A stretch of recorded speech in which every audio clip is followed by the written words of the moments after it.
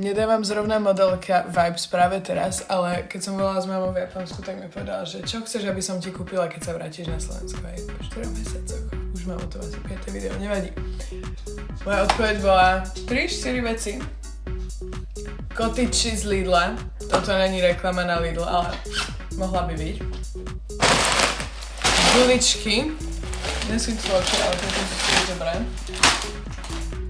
Tieto chia chlebičky z Lidla, také modré balenie, ale nevadí, že mám iba tieto. A ešte humus. To mám nejaké markačka, to nebola požiadavka. Tieto 4 veci. A teraz mi ešte napadlo, že mám ešte rada tie proteínové pudingy. Sú v ladničke 2. Takže, tak, žiadne... žiadne brinzové halušky, alebo ja neviem čo, nie. Takto Lidl nákup.